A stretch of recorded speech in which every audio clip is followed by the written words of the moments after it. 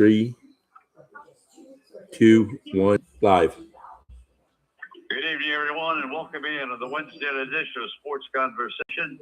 We look forward to chatting with you. What a bunch of stories we had tonight in 2026 as we look forward to basketball, hockey, football, the NFL draft. We've got it all. We hope that our guest along the way, Roy Cummings, will join us in just a couple of moments in Tampa. Billy Werndell will join us in Philadelphia. Doug Fernandez will join us in Sarasota, Florida. Mike Zimzak, and of course, Doug Hamilton in the Baltimore, Washington area. And Tom Lemaine will come in between periods of the Philadelphia Flyers game played tonight. Game number 3 with the Flyers right now up 2-0 over Montreal. So a lot of things to talk about along the network, and we hope that you join us and enjoy some of the conversation, add to some of the conversation. Our executive producer, of course, is always Frank Carroll. The other thing is we just want to send some good wishes out to Georgia and also to Florida. These forest fires right now are really destroying so many homes and so many families and so many people across the country. And they're getting stronger and stronger and killing more people. And we certainly want to send our very best and hope that the volunteers as well as the other fire departments can get these fires under control, because Georgia and Florida, gentlemen, are having just one terrible time. Roy's going to be a few minutes late getting No, he's here. Us, so we'll start off. He's here, Don. Oh, Roy's here? Yes. All right, Roy. Roy is here in Tampa, Florida. And Roy, the Lightning played 2 outstanding games in the National Hockey League Stanley Cup playoffs thus far, losing the first one in overtime. Maybe you talk about that. A 1-goal loss, 5-4 in overtime, winning the second one in overtime. Again, the Lightning had been very, very successful during the season, if my recollection is correct, in overtime games. But, boy, they really struggled in this first 2 games in the series, Roy. Well, yeah, I mean, they've struggled where they've struggled is really kind of their own doing. You know, they've been highly undisciplined.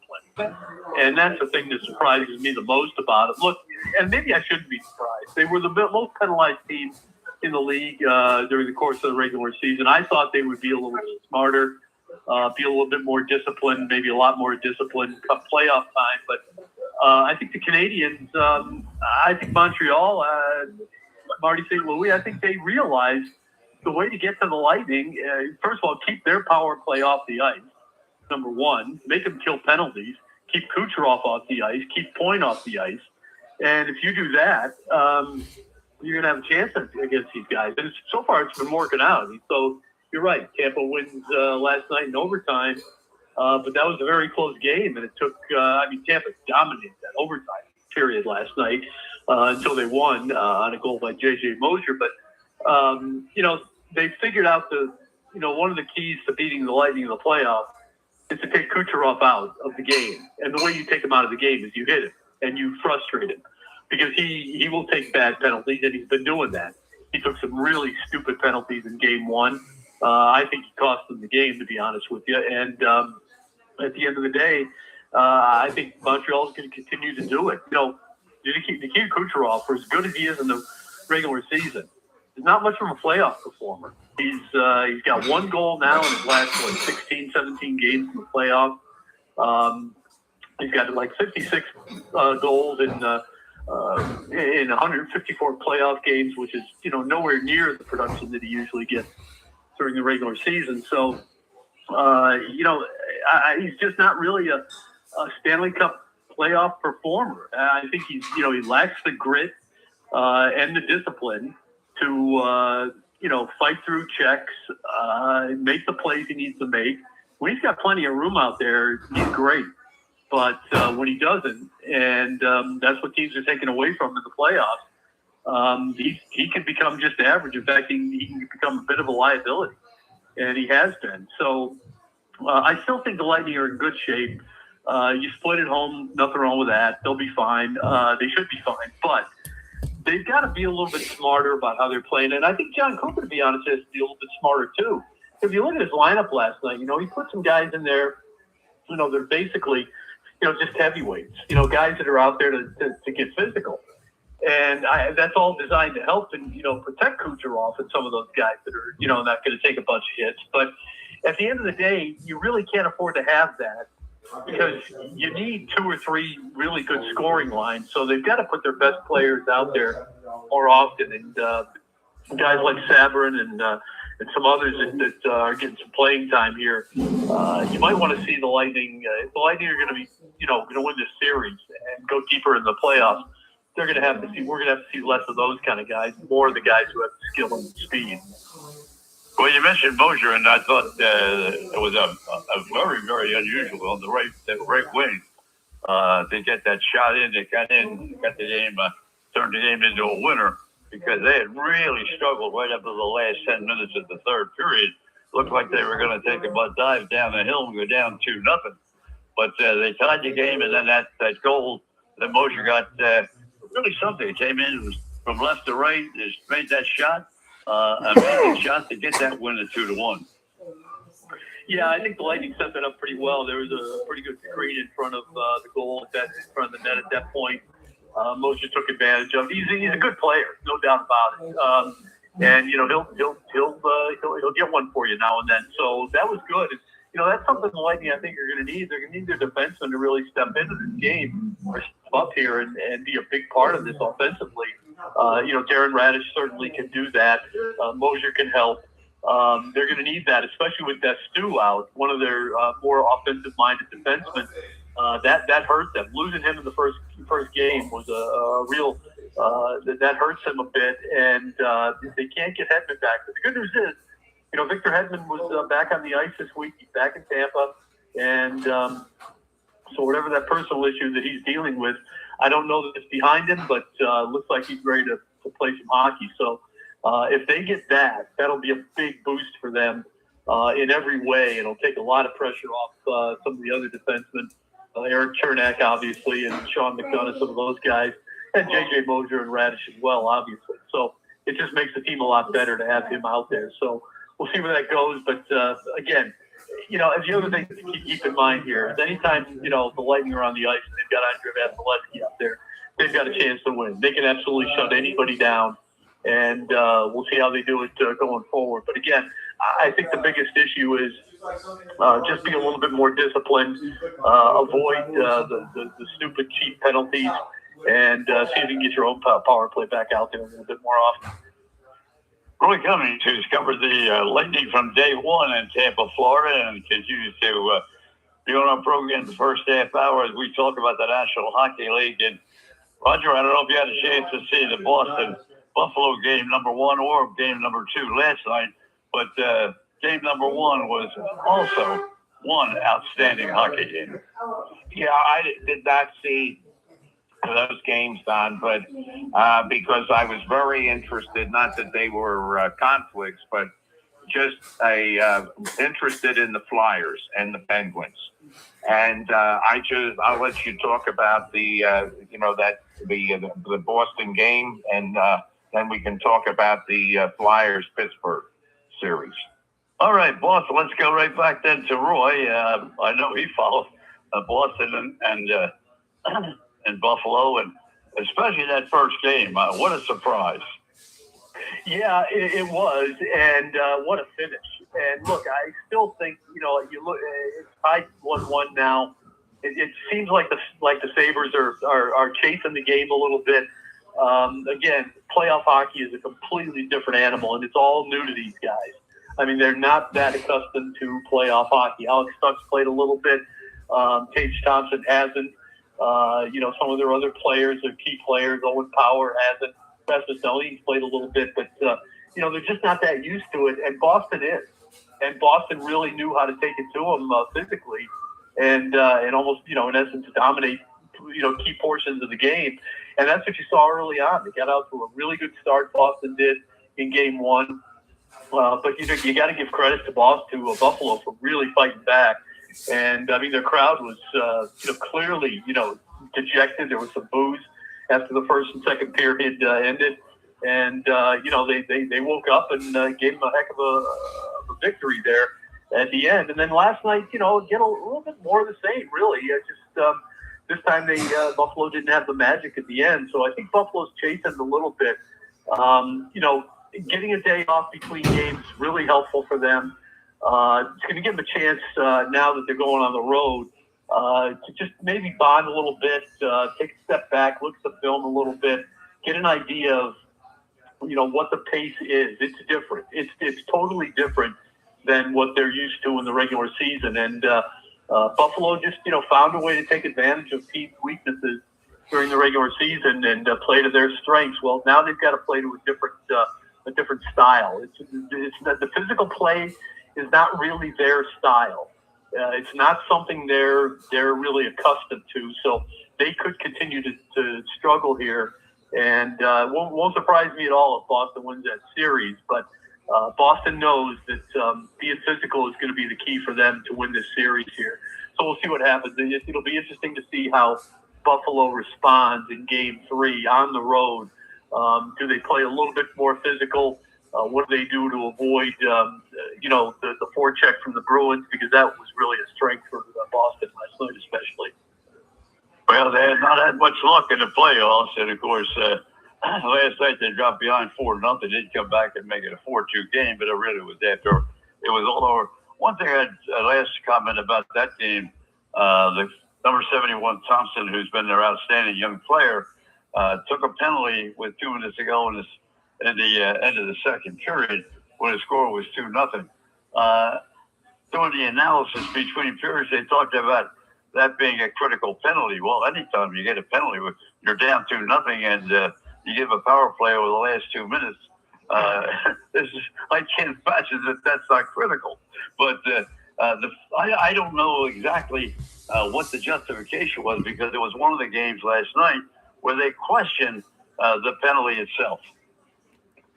Yeah, you know what? I was watching the Lightning, so I didn't see the penalty that you're talking about. I wish I had, but so I'm not totally aware of that. But again, here's the thing. There's a fine line in playoff hockey, especially during the first 2 periods. Third period, certainly in overtime, as you've seen, referees will swallow the whistle. There's not going to be it's got to be pretty blatant to get a penalty call. But the first 2 periods in particular, there's really a fine line between being physical and not crossing the line. And you've got to be physical, because that's the style of play in the NHL. When the playoffs come around, everybody ramps it up a few notches, and the physical play really gets more and more intense. You just have to make sure that when you're making those checks, you're making plays, you're doing it legally. And it's easy to do. It's very easy to do, but you can't get carried away and get silly about it. If I'd seen the penalty, I speak to it a little bit more in specifics. But in terms of general play, you just have to be a little bit smarter in the playoffs about how physical you are. And again, that's where Boston has an edge, because they're used to this. They know exactly what the line is and how not to cross it. Whereas Buffalo, they're still kind of feeling their way a little bit. They're trying to figure that out. That's why I think that it'll be interesting to see how Buffalo responds in Game 3 and going on in the series. They're going to go at least 5 games here. So how do they respond? How do they play going forward? Because I think every shift you get a little bit better feel for what the pace is. We're going to have Tom Lemaine on with us in just a few minutes, as well as the Flyers game is underway. Right now, we're taking a look at it. There's still 18:38 to go in the first period. Nothing just underway. But Roger wanted to chat a little bit about the Flyers before we get into more depth with Tom Lemaine between periods. Go ahead, Roger. Yeah, well, the reason I couldn't comment about the game last night that you mentioned, the hockey game, because I was at the Gwinnett Stripers, the Braves AAA Farm Club game to watch Strider and the catcher for the Braves, Sean Murphy, as the mound duo last night. And all I can tell you is they both look great.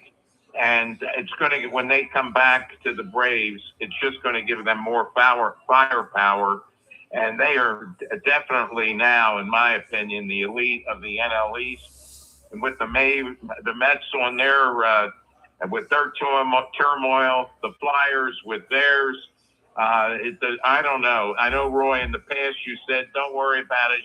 You felt sure they would turn it around. And you were right. but there's just something about this year and about the performance that, and Don and I were talking about it earlier.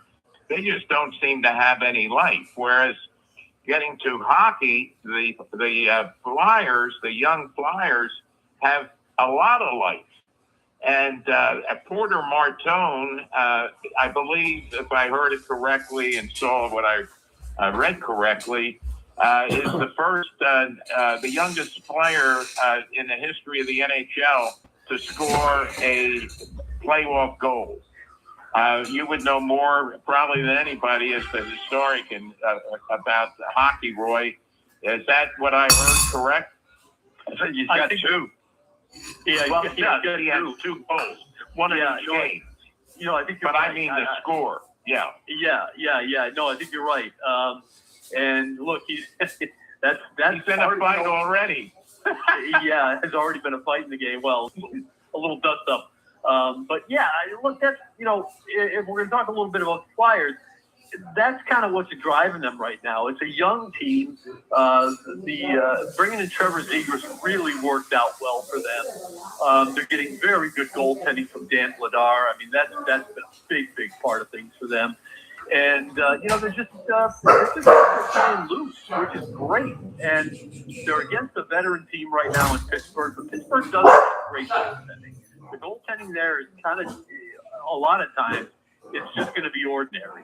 But, again, one thing you've got in Philadelphia is you've got a management group right now and obviously a coach who's been there and done that. And he knows exactly, how to prepare these guys for what they're going to be dealing with here in the playoffs. And right now, it's a good matchup for them against Pittsburgh. Pittsburgh's not a real physical team. So Philadelphia can really kind of play their style with a lot of speed and, getting through the neutral zone, creating opportunities in the offensive end, obviously. And they shouldn't have a whole lot of trouble doing that. They're not going to face a whole lot of defensive discipline from the Penguins. They'll face some. Penguins are a very good, smart team. But at the end of the day, it's not a team that they don't match up well against. They match up very well against Pittsburgh. And they could absolutely steal a series here. And again, they're just kind of out there having fun and saying, hey, this is a great experience. It's a learning experience for the Flyers, for all these kids, not just Martone, but for Zegras and a few others too. So it's a really interesting series, and really anxious to see how Philadelphia plays going forward here. Roger, one of the interesting parts of it, they've been able to shut Crosby down. I mean, I think if I remember correctly, in the third period, he only had like 5 shots and scored a goal. But before we leave that, Roger, you're in Atlanta, and the Braves had a little bit of a tragic situation, automobile accident with one of their outstanding minor league players. Maybe you give us more on that. Well, I'm only giving you what Frank told us about. Oh, I thought you had it too. Yeah, no. It was Frank, you can get to it. Yeah, Don. What do you got, Frank? Well, it was a 18. It was an 18-year-old prospect. And he was cited for erratic driving. He caused a tractor-trailer accident. A person was killed, and he's also charged with vehicular homicide. Yeah, he's Roger. He's got big time trouble. He didn't even turn himself in. What happened was 5:00 yesterday morning. Someone coming into the compound at Northport noticed that the car in question with the damage was sitting in their parking lot. So they notified FHP, and they went down and they were able to get the person under custody, and he's charged with aggressive driving, failure to report an accident, leaving the scene of an accident with injury, vehicular homicide, and 2 others. They also found some paraphernalia in the car. So he's not looking at being a prospect anymore. But I'm sure Doug will cover that on the next area at 8:00. Yeah, the one thing it's great about at the now known as the Xfinity Mobile Center or arena. It's the great, as Don, Frank, we saw for so many years, a sea of orange in the arena, like it was with the Flyers in the old days. 17,077 sell out of that. It's so nice to see all this orange tonight. Mm-hmm. Well, we've also got the National Football League draft. That'll be coming up tomorrow night at 8 o'clock. The one team that really surprised me a little bit that they haven't talked about, and we'll get Billy Warndell on to talk about it, and that is the Philadelphia Eagles. Their general manager has had great success. Howie's had great success over the last few years in putting that team together, getting to win a National Football League title. But I don't hear much about what's happening in Tampa, Florida, what they did in the offseason and where they stand now looking at the draft tomorrow night. So before we run out of time with Roy, how about Tampa Bay first? Yeah, picking 15th overall, at least that's where they're scheduled to be. I don't know if they're looking to move up or back. Their general manager, Jason White, loves to move around on draft day. Typically just kind of sits still on with his first round pick, but second and third round picks, he'll certainly try to move around and get a few more picks if he can. And this is an interesting draft. I mean, I look at the Buccaneers and I think they could use a lot of things. They don't need a quarterback, although they've got to come to a deal with the one they've got with the Baker Mayfield. They've got to figure out a deal there, but I think they will. But I mean, there's a lot right where they're at number 15 overall that could be intriguing to them. There's a possibility that a good edge rusher could fall to them. The kid out of Miami, perhaps. Seen some mock drafts that have him going to Tampa. They could take a wide receiver there. I've seen some mock drafts where they take a tight end in that spot. The good news for Tampa is that they really need just about everything. I mean, they have to miss the playoffs last year. I mean, they're not in a rebuild by any stretch, but they lost a wide receiver in Mike Evans. Obviously, they still need edge rushers. They need help in the secondary. They could probably use another weapon offensively. Certainly, can always use a little help on the offensive line. So I think they're a bit of a wild card. I think they can do just about anything, and I think they're in a good spot to do. To really improve their team. It may not be a real flashy pick. It may not be something that gets a big headline outside of Tampa, but at the end of the day, I think they've got a real good chance to make themselves significantly better here. So we'll see how they do it. The good thing about Tampa is, look, I think they draft extremely well. I think Jason Light and his staff have done a tremendous job over the last 4, 5, 6 years in particular. Really finding good pieces in the draft, particularly middle and late rounds, and I think they'll do it again. They have a way, and if they can somehow, who knows? Maybe they surprise somebody and put a couple of picks together and go get one of the top edge rushers. It's a pretty good edge rusher draft. My guess is they'll stay put and see if they can get maybe one of the A-level players as opposed to an A-plus player at that spot. But we'll see how it works out. Roger, we'll jump back to Atlanta. We can use almost the exact same statements that Roy just made about Tampa Bay and the fact that they can look at a lot of different areas. And when you look at the Falcons, they're in the same boat. The only difference is their administrative people are brand new because they made a coaching change. They made salary changes. Where do they stand going into the draft? Well, excuse me, that's a good question, but I will tell you what the consensus seems to be is that they have a lot of talent on the team right now.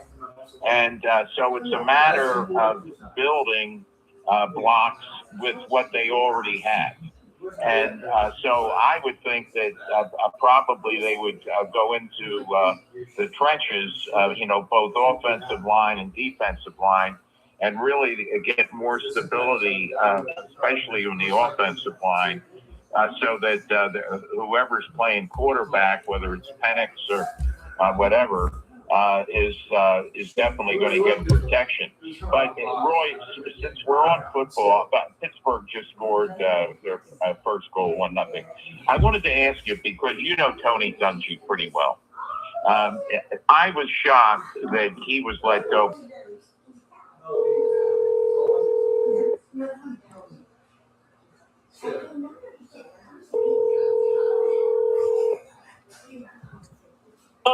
Hey, Billy, how you doing?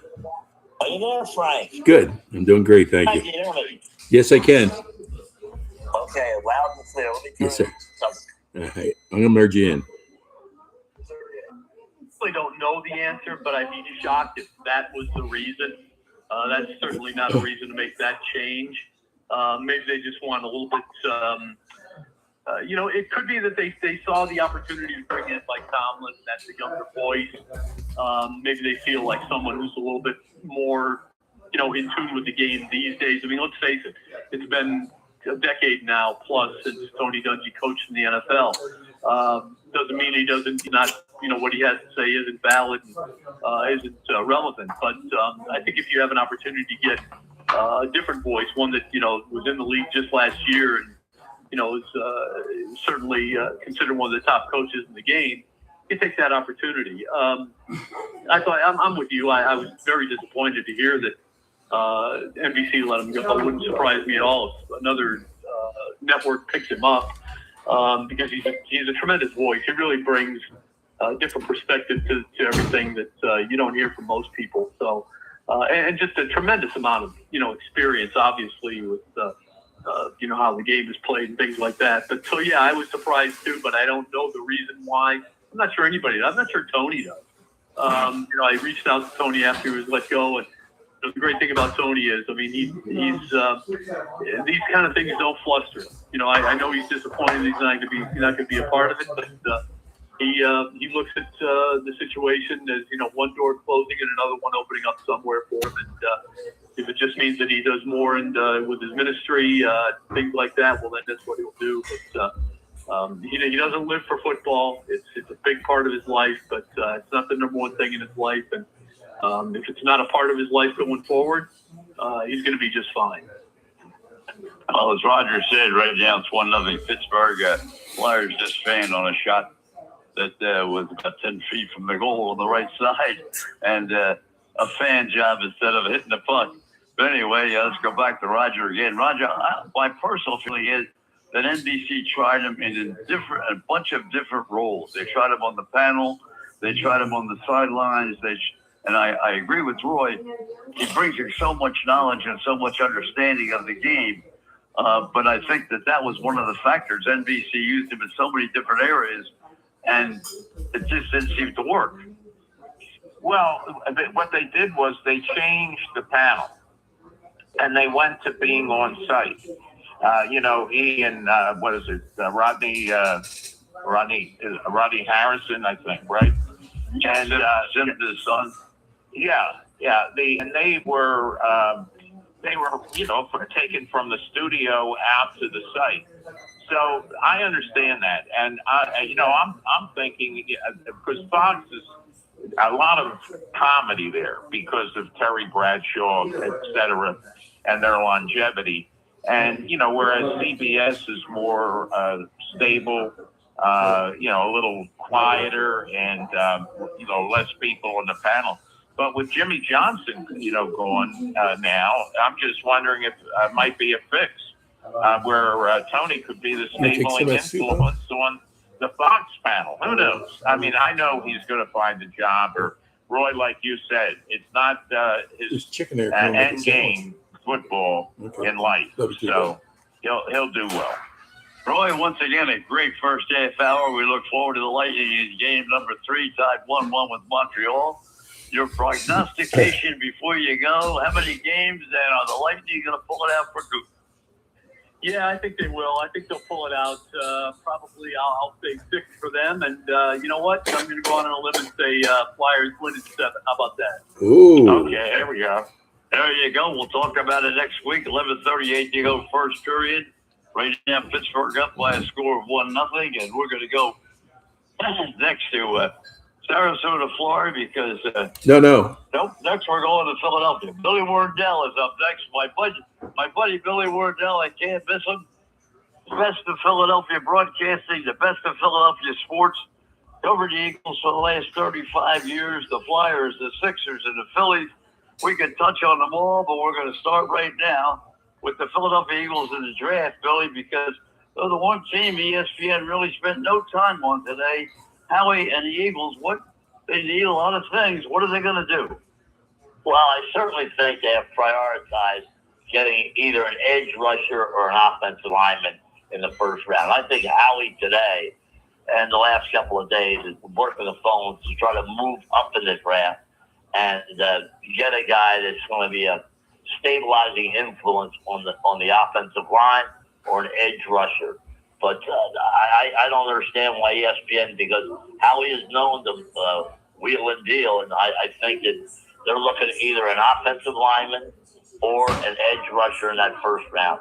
Some people think maybe a wide receiver, but I think you can get a wide receiver in the second round. And they've loaded up, even though we know that A.J. Brown is going to be playing in New England next year. They have Hollywood Brown. They got Elijah Moore.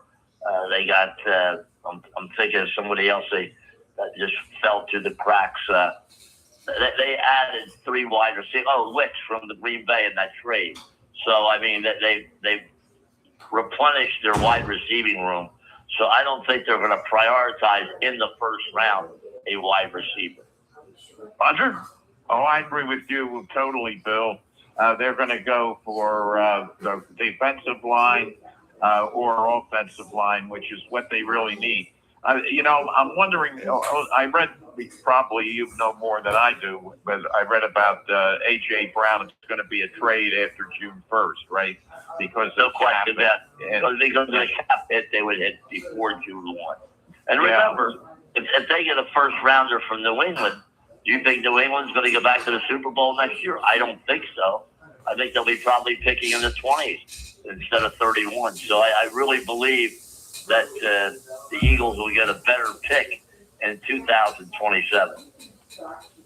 Well, that's a great point. Yeah, a much better pick than this year. So, how do you think that's going to work out? Do you think that the receiving core is strong enough? And yes, I do. I think with Devontae Smith, I think it's his turn to be the primetime receiver with the Eagles. I mean, he's shown he's a guy that's made some marvelous catches, and he was the second option for Jalen Hurts. I think it will be the first options. I mentioned they have Hollywood Brown, they got Moore, they got Wicks.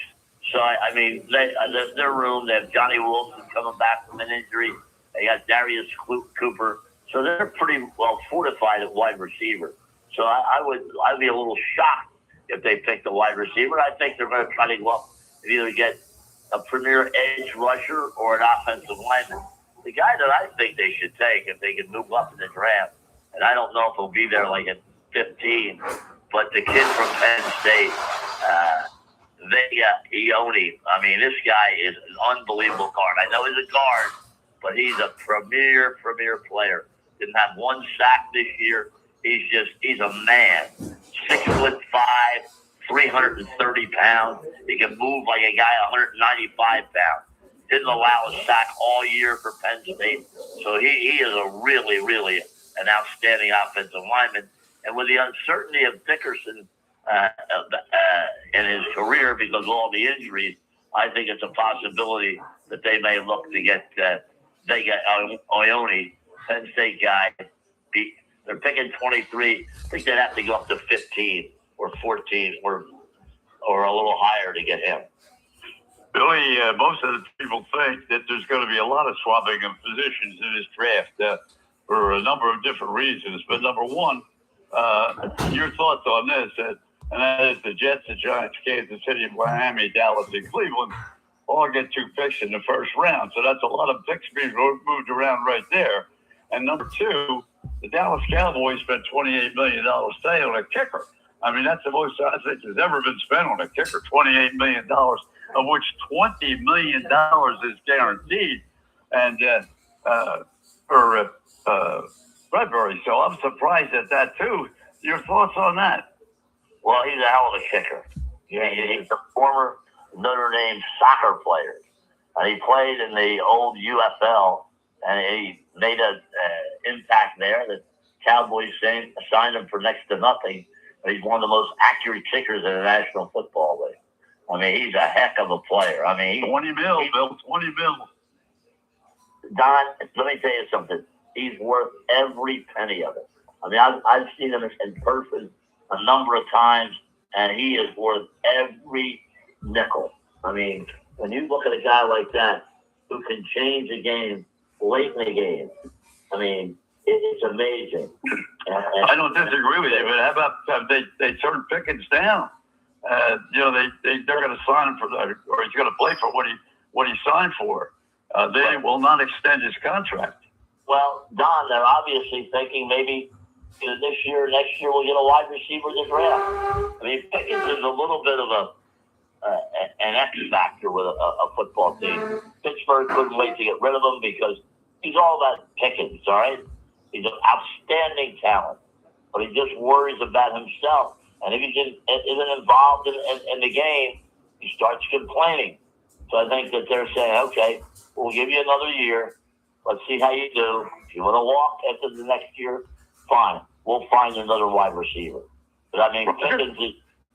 Go ahead. I'm sorry, Billy. I thought you said. Pickens is a very complex individual. Roger? Well, that was similar to A.J. Brown, right, Bill? Yeah, it's similar, but Pickens at times just that, I talked to people in Pittsburgh, and they were happy to get rid of him, believe me. They couldn't wait to see the door open. He's a talent, an absolute talent. I talked to people before the draft, the year he was drafted. He may have been the best wide receiver, but he had baggage. That's why he dropped in the second round.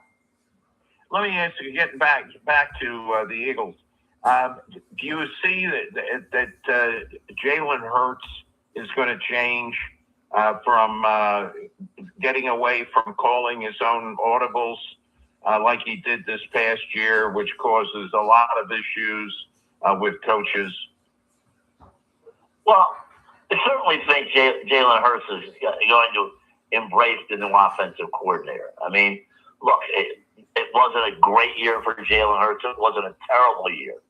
But certainly I think that, they're going to give him the latitude to change plays. I mean, you have to do that to a certain extent with a quarterback. But I think that they're going to run an offense, a very finesse offense. Not going to be power running. It's going to be more zone blocking and all that. So this will give Hurts an opportunity to play under center. Now, some people say he feels uncomfortable under center. Well, again, he's got to adapt, and I think he will adapt. Look, he should have been the MVP in the Kansas City Super Bowl. They lost. He won the MVP when they won the championship. I just think he gets ripped way too much. He's a quality young man. And, he doesn't cause problems. I mean, some people say, well, he's a guy that won't adjust. Well, he's going to have to adjust to a certain extent because this is a totally new offensive concept. Billy Andy looks like he's going to have his quarterback back after the injury. He's been working out. It looks like things are going in the right direction. He's ready for training camp and then going on to the season. How do you think Andy's going to be able to do he's in that first group that gets the 2 picks? What do you think? Well, Andy and his general manager does not get enough credit. They won 3 Super Bowls, right? Yeah, they had a little blip last year where they fell back in the pack. Mahomes got hurt, the whole deal. But as you said, they have 2 picks. There's a lot of ways they can go. Sonny Styles, a linebacker. Caleb Downs, they draft an offensive lineman.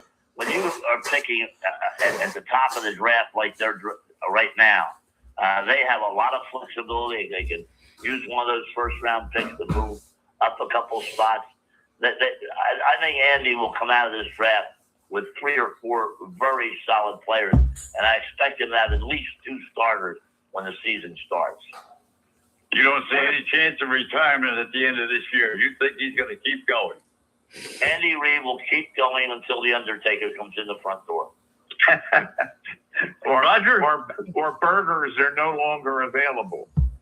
Well, that's not going to happen. I know. The thing is, though, in that division, Bill, they've got some competition now. I mean, they have Denver, they got the Chargers, and they got not the Raiders. The Raiders are a mess right now. I mean, it's going to take them a couple, 3 years to really get up to speed with the other 3 teams. But you're right. Denver's a very formidable force, and also the Chargers. But I just think with multiple picks, you can make hay, and you can get back on the rails very quickly. Still the first round, because first picks are going to pretty much fade it completely as to what's going to happen there. But how about Simpson behind him? How do you see him? Where do you see him going? I see him in a later part of the first round, maybe at 30, 31, something like that. I don't think he warrants a first-round grade. That's my opinion.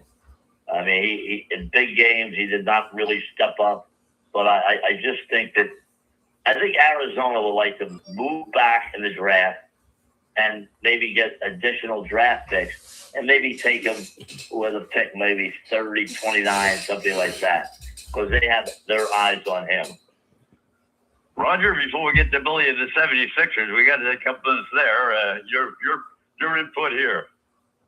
Well, I said I agree with Bill on what the Eagles need, and I mentioned what I think the Falcons are in need of, and of course they're picking earlier. And they're picking in the second round, Roger.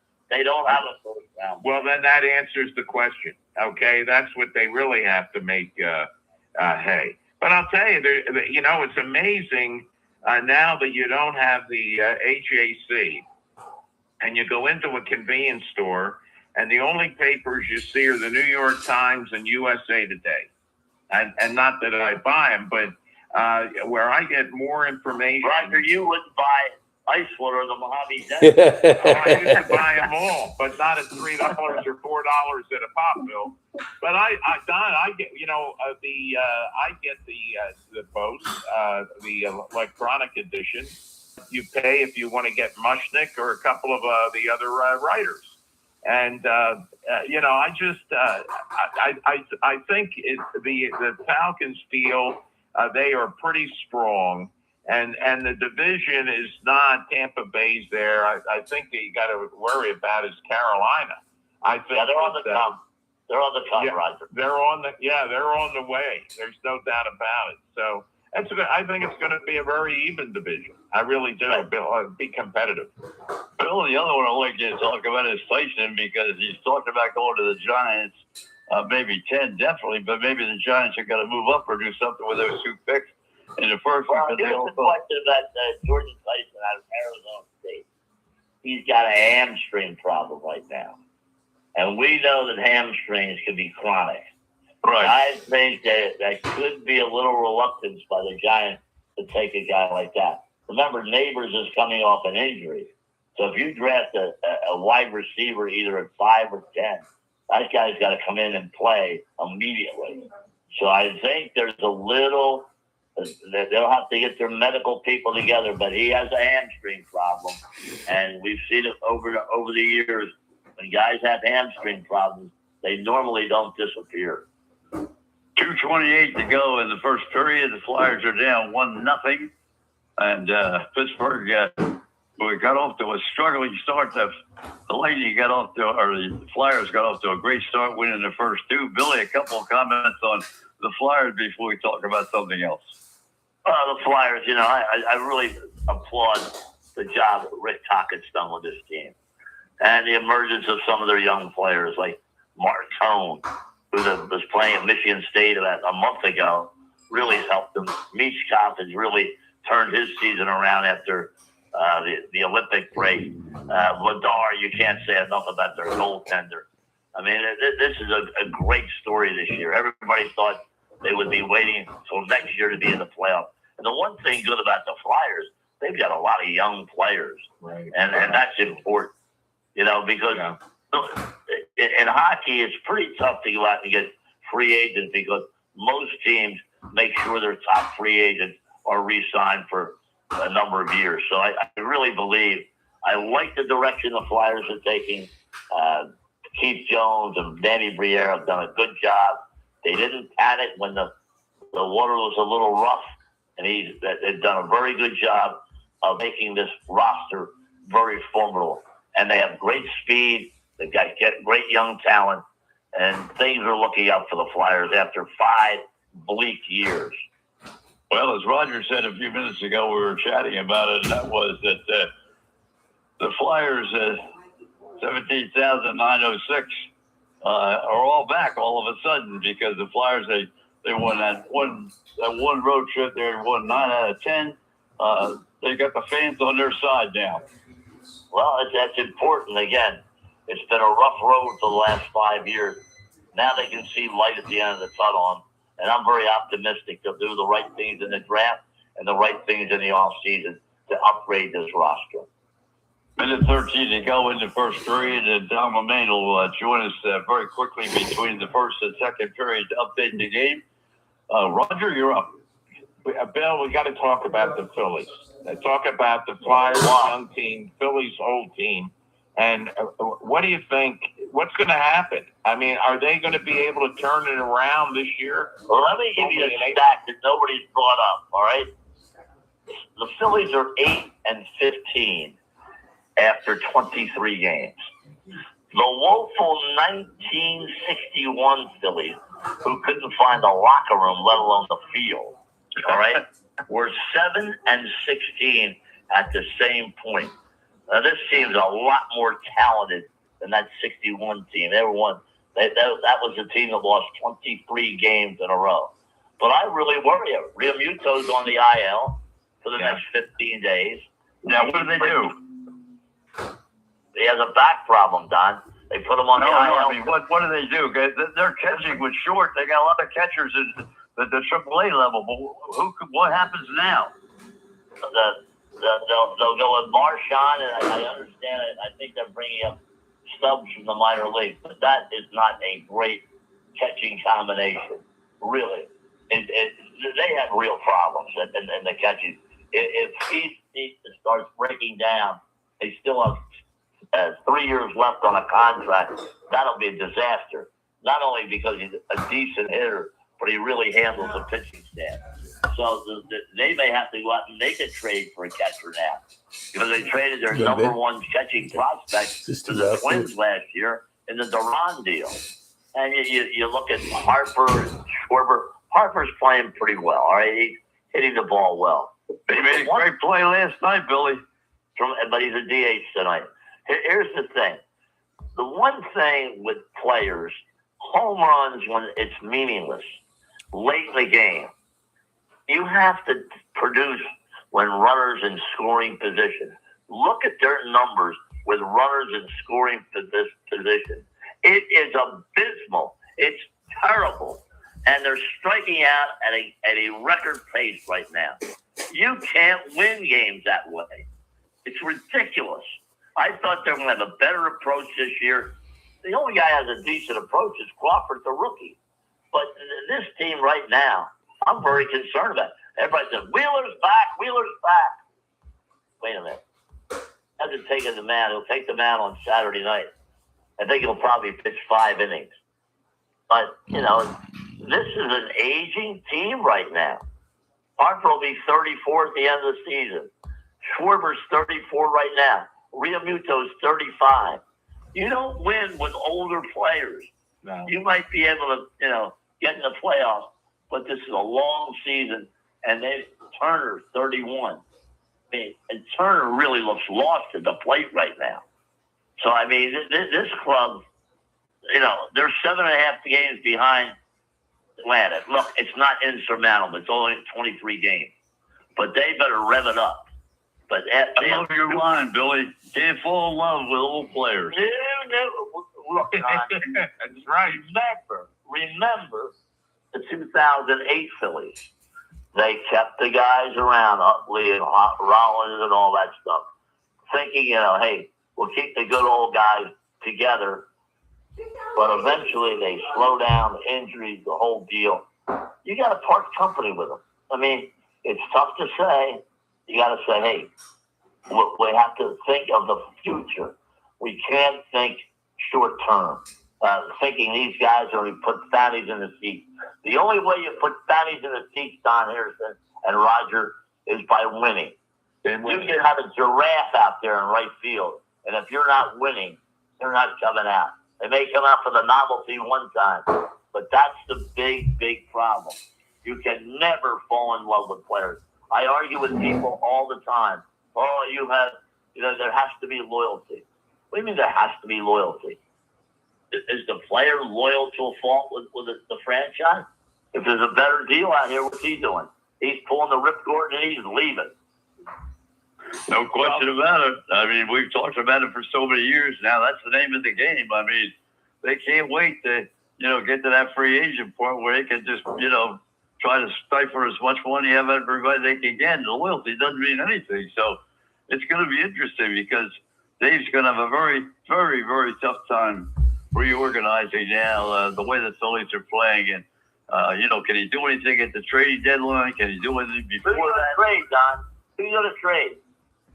That's what I mean. Their top prospect has a bad back. Who are you going to trade from that team? You and I are on the same page, Billy. I couldn't agree with you more. We talked about it all winter that this was a possibility of happening. And the only thing that surprised me so far this year, to be honest with you, I can't see how a team like the Mets can lose 11 games in a row. I mean, they haven't done that since 2002, when they almost when Richie Ashburn was playing for the Mets. I mean, it's unbelievable what's happened. Here's the deal. At least the Mets have a little bit of excuse. Soto's out of the lineup, all right? He's in tonight. He's finally in the lineup tonight. But he was out for a prolonged period of time. Yeah. What is the excuse for the Phillies now that Realmuto is hurt?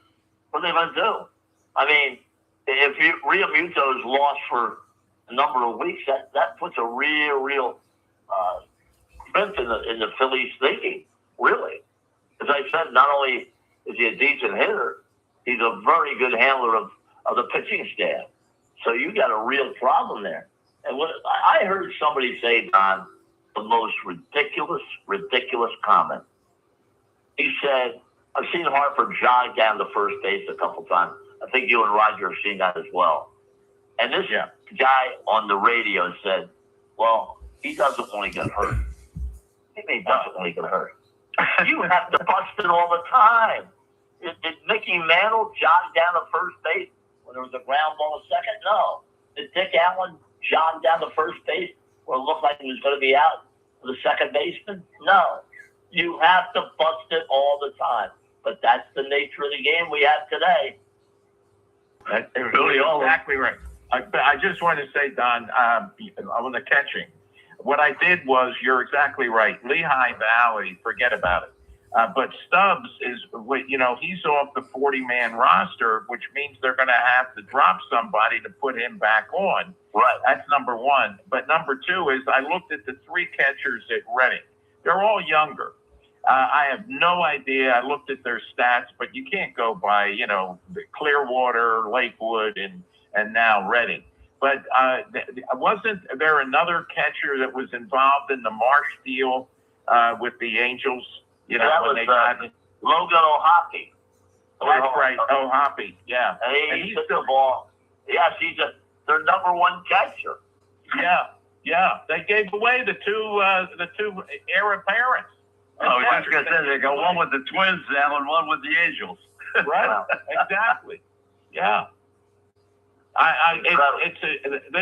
This team is, it's a shame. I may, come June, I may be totally wrong about it, but there is something about this team, watching them, that I don't feel good about. Whereas, you always thought in the past, they're going to turn it around, but it wasn't that they had a 6 or 7 game losing streak either.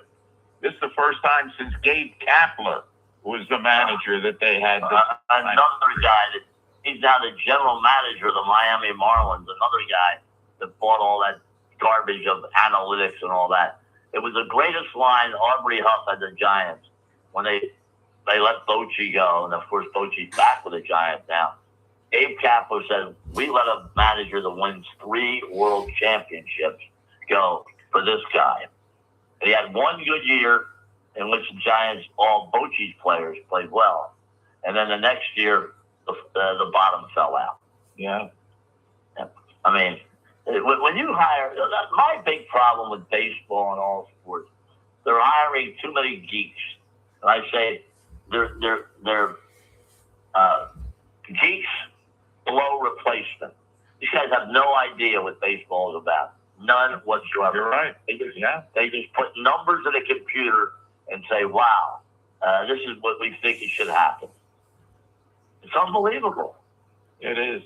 Well, when we started the season, Billy, everybody thought it was going to be Philadelphia, the Mets, and Atlanta, in a position to go 1, 2, 3 in the National League East.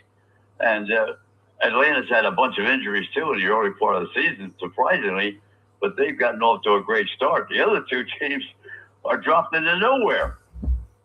Yeah, and as you mentioned, that Washington and Miami ahead of these teams. Washington is a very young team. Miami's a young team as well. But, hey, they're playing better baseball than the Phillies and the Mets, and that's the big problem. Not saying they can't turn it around. Not saying the Phillies couldn't go on a 7 to 10 game winning streak. But right now, it looks pretty bleak. Well, Bill, we got about 3 minutes here before we go to Doug Fernandez. Roger, go to it. Yeah, I just wanted to say I saw I was at the Braves AAA team, the Stripers last night. And Strider pitched, and he started, and then Sean Murphy started at catcher. And they look like they're ready. Okay, so that's just going to make the Braves deeper when they're already way ahead of everybody, and they're going to get 2 of their keys back. I mean, you know what it is? It's depth. They have depth on that team. Yeah, they do. They do have that. And they signed that Jonah Heim, who was released by the Rangers. He's their backup catcher now. Yeah. Billy, before we run out of time, Billy, at least one comment or two on the 70th.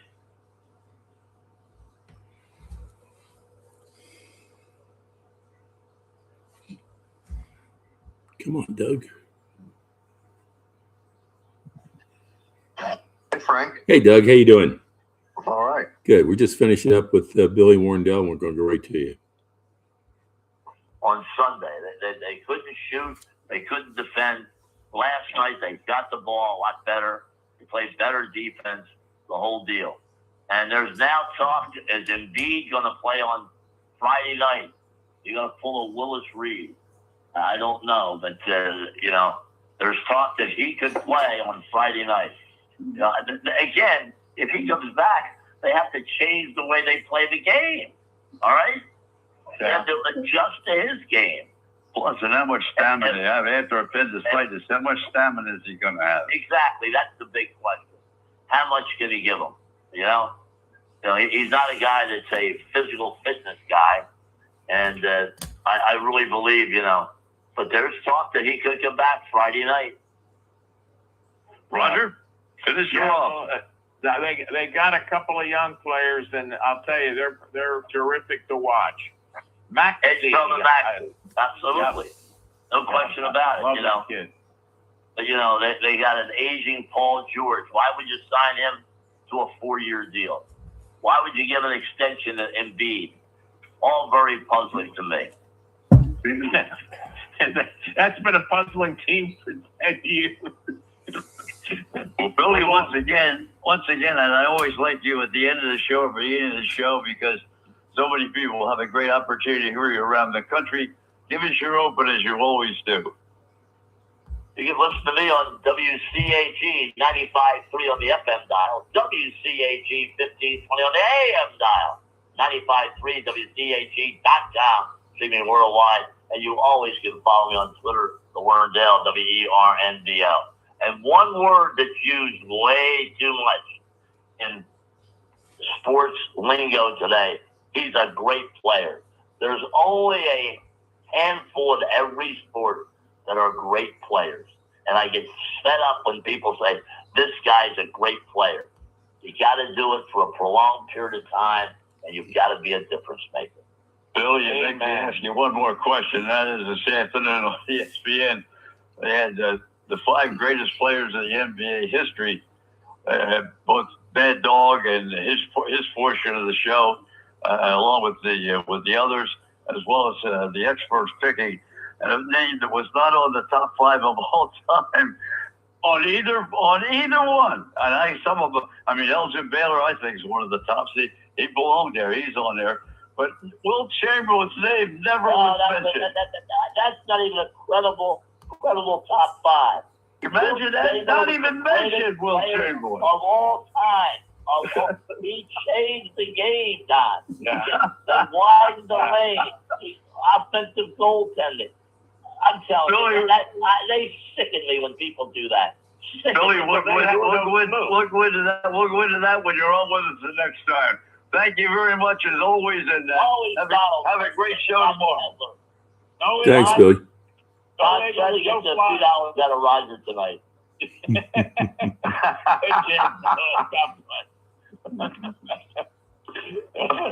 All right, William, thank you very, very much as always. And our next guest is always one that I look forward to, Doug Fernandez. I saw him down in Florida last week, and we had a chance to talk a little bit of world of sports, talk about the show, and he always comes on and adds a lot to it. And I know, Doug, you're Red Sox. Can I jump in here? I was listening to that. Anybody who doesn't have will to still on a top 5 list should be committed. They are certifiable. That's like not having Babe Ruth in the top 5 all-time baseball list. It's preposterous. Who did this? Mad Dog Russo? He's losing it. Well, I don't know who the experts were that put up the first group. And the argument was about whether or not Elgin Banner wasn't on the first group either. Elgin Banner was only one man. Yeah, I don't think Elgin Banner belongs on the first list. There's been a lot of great. I know he sort of predated Michael's moves. You know, people look at Michael when he played. It was, soaring through the air. Elgin Baylor kind of did that, 15 years before Michael did. He sort of started it, and Dr. J, and then Michael. But my top 5 list would be Wilt Chamberlain, probably Michael Jordan, Larry Bird, Magic Johnson, and maybe the 5th. I don't know who would be on the 5th for you guys. Well, you got to take the center. Out of Los Angeles. Jabbar. Right. You're gonna pick Jabbar. But if you talk like, where does a guy like Bob Pettit fit in there? Now, Bob Pettit played back in the 50s. Great player. But today's people never heard of Bob Pettit. No. Guy scored 27 a game. This switch topics for a moment, because the last time you were on with us was the night that we first talked about what was happening with Dick Vitale. Maybe give us a little update. You're in right now in Sarasota. What's the latest on Dick? Well, his gala is coming up in 2 weeks, and that's his big deal. So he will be hosting it. So as far as I know, whether he's receiving treatment or not, I'm sort of out of the loop a little bit because I retired 6 months ago. But from what I've been reading, he was going to start immunotherapy treatments, which is what I had when I had melanoma. I mean, he has melanoma in his liver or his internal area, and I had melanoma too. I had immunotherapy. It's a game changer. So, Dick's beaten it 4 times before, and I think he's going to beat this again. I mean, immunotherapy, melanoma was a death sentence 20, 30 years ago. Now it can be beaten. And if one guy can do it, it's Dick Vitale. I mean, he's got something to live for at his age. His gala is coming up in 2 weeks, and he's going to be there hosting it. And as far as I know, it's all systems go for that. Don, I tried to get TL twice and just went to voicemail. So maybe it's because they just, with the crowd at Philadelphia, he couldn't hear us. So just want to move on and let you. Maybe Frank has a little bit of update too on the Vitale story. We'll do that, and then we'll go right back to Doug Fernandez. Frank? Yeah, Don. I did talk to Tom Cruise, who was Dick Vitale's son-in-law, and all he would say was that he is having treatment, and Doug is right. He does have a good outlook on it, and prognosis, as I understand it, is very good. Whatever it is, they caught early. Well, Doug, you know better than anybody else about this because you went through the exact same treatment. Right, but you know, he's also 85, 86 years old, and it makes a big difference the older you are when you get this sort of treatment. But Dick is a fighter, and yeah, I expect him to beat this. I don't expect my Red Sox to beat whatever disease they have. They are losing 3-0 to the Yankees, and I know that the Phillies are having their woes. The Mets have lost 12 in a row, but I've watched the Red Sox, and they are lifeless. I mean, they are listless. I mean, I've never seen a team go through the motions, and it's not even the end of April yet. I mean, they're losing to the Yankees. They swing at pitches out of the strike zone. They strike out 11, 12 times a game.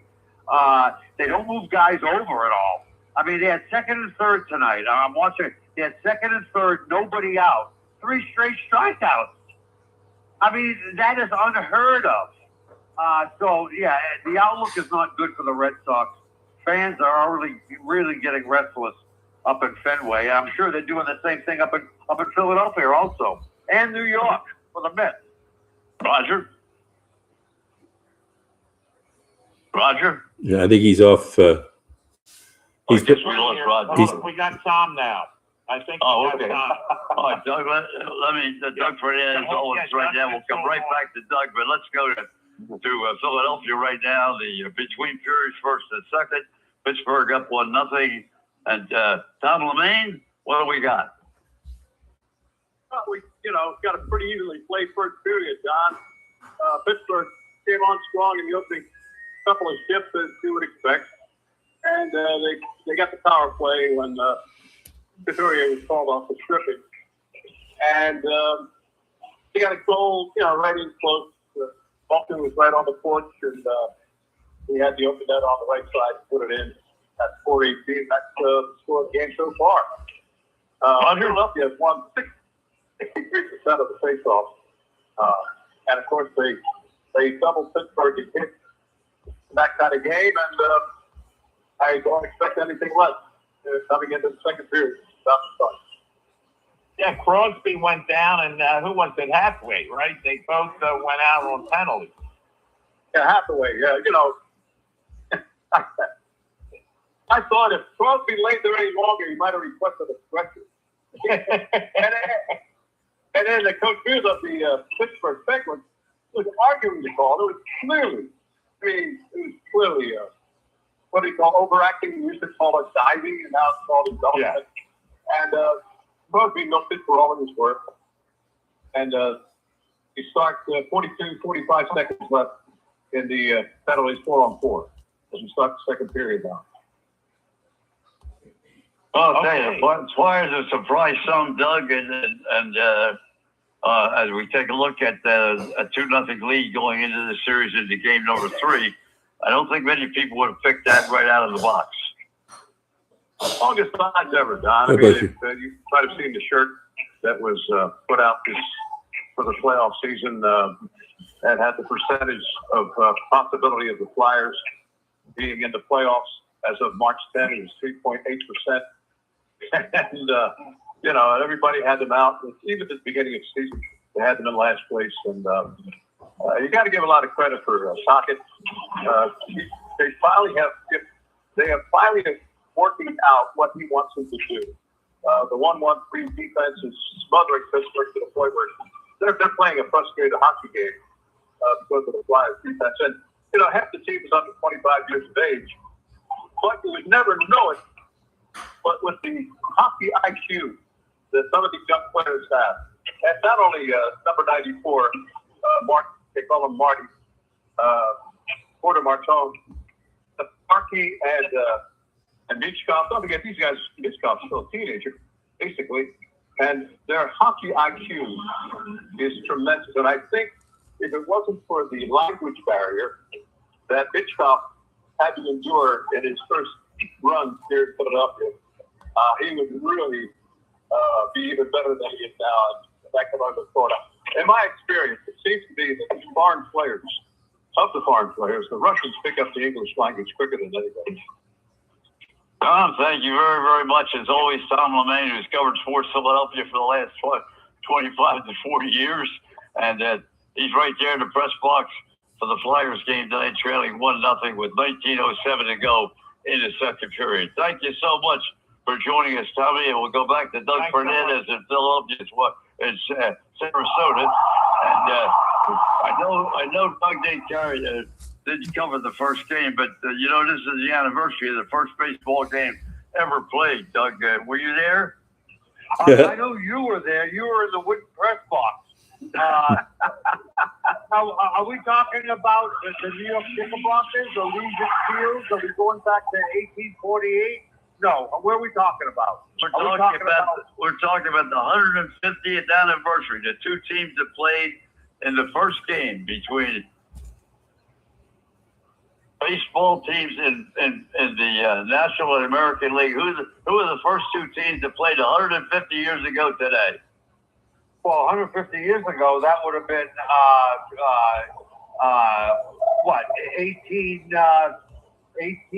what? 70 what? What was the year on that? I'm not good on math. Well, whatever it is, 150 years is a long time ago. Well, you were only a boy then. Well, you had hair, Don. That's how long ago we're talking about here.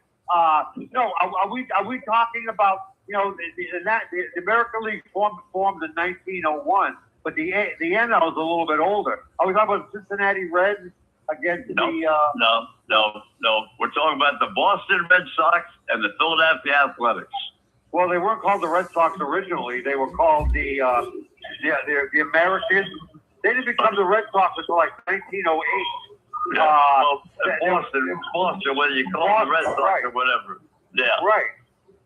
Yeah, Don. You were supposed to attend that game, and you couldn't make it, right?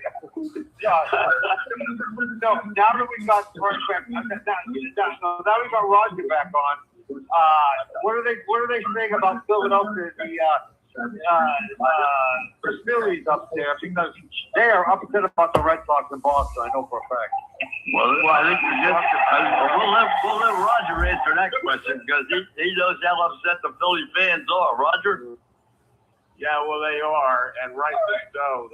But talking about the Athletics, I just want to bring up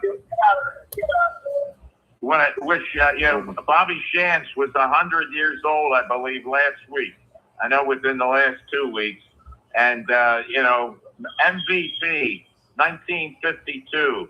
What was he? I think 28-7, wasn't he? He is the oldest living Major League Baseball player, isn't he? I would say that's a great 100 years old. I would have to say that. I think he is. I think Bobby Shantz. Yeah, gotta be. Yeah. He was only about 5'9", 5'10". But no, the Mets. I want to ask you guys this: how does a baseball team lose 12 games in a row when every day a starter can go out there and hold the opposing team to nothing and end the streak?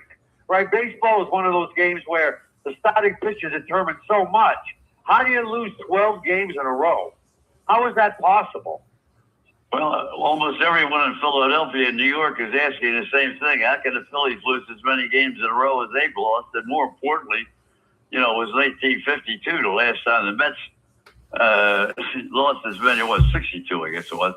Yeah, the last time they lost as many as 12 games in a row. It seems impossible, but I'll tell you, I've seen most of those games, Chuck, and they found every way in the world to lose them. They've been ahead in the 8th inning, the 9th inning. They've been ahead the first 2 innings, 3 innings. They can't keep it together. Again, we're watching guys who aren't complete ball players like we grew up watching. I mean, they can do one or two things well, and I don't know if they're well trained in the fundamentals. I watch the Red Sox don't make plays that a college team should be making, and they have guys on base. They don't even try to go to the other way. They don't even try to shorten their swing at all. they just go for the home run. And Trevor Story, they're all batting. The guy they got from Milwaukee is batting about 150.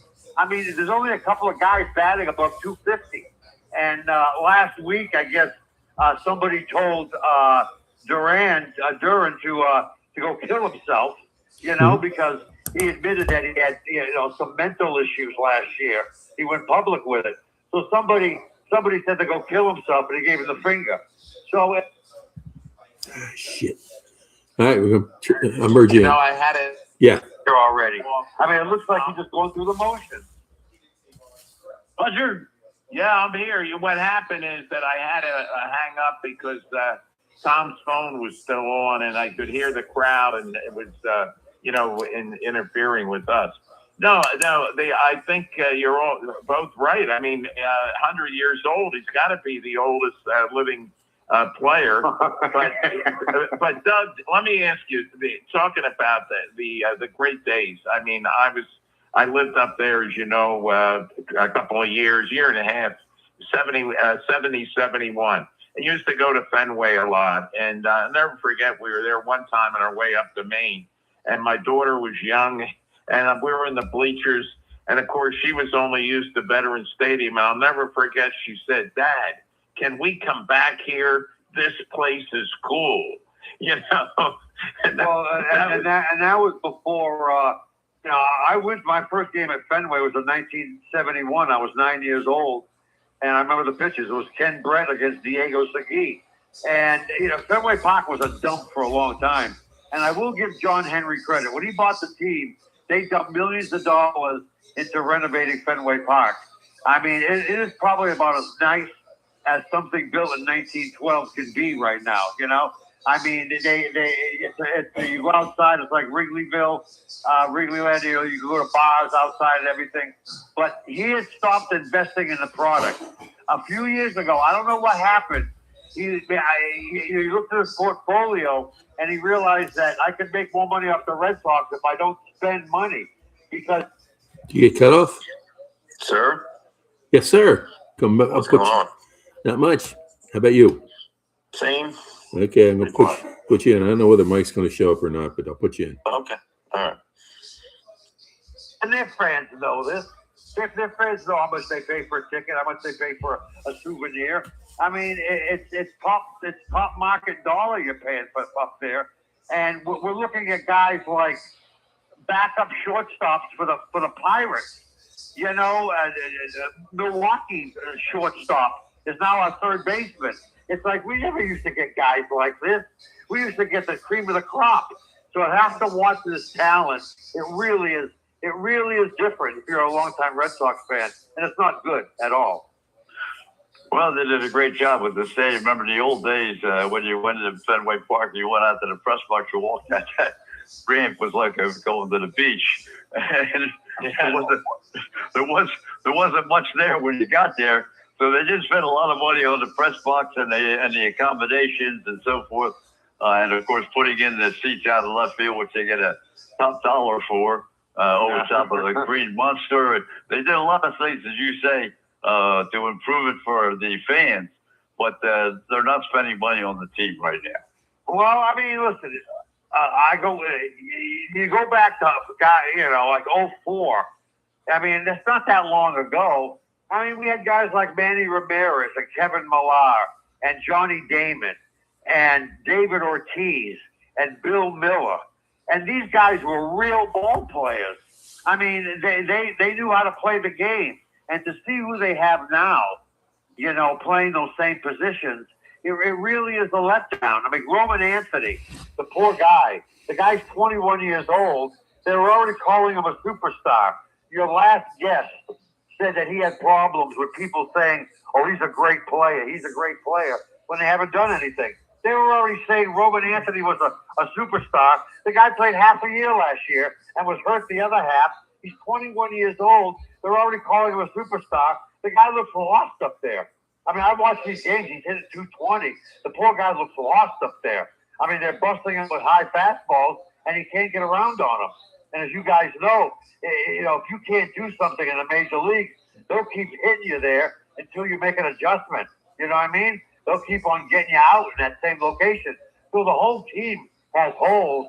But I know, I don't know if you guys want to switch gears a little bit.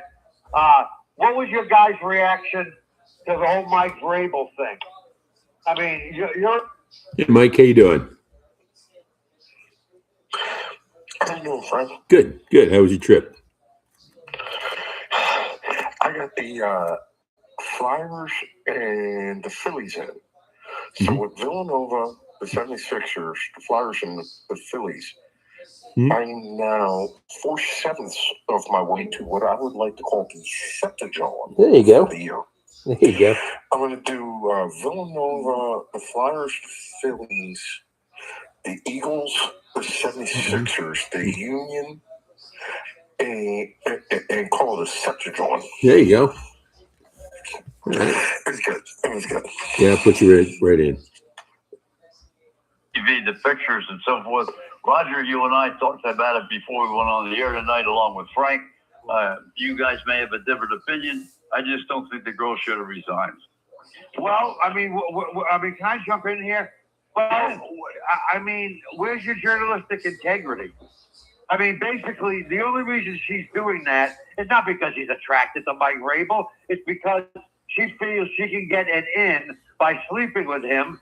That if there's any sort of breaking information, and a guy like Vrabel's an NFL coach would be privy to anything that's going on in the league, that he would give her this information before anybody else would get it, like a big scoop or a breaking. And she basically gave her body up. So, I mean, to me, that's not professional at all. I think she should have resigned. As far as Vrabel, this is a personal matter between him and his wife, really. I mean, he may be having marital problems at home over this. We don't know.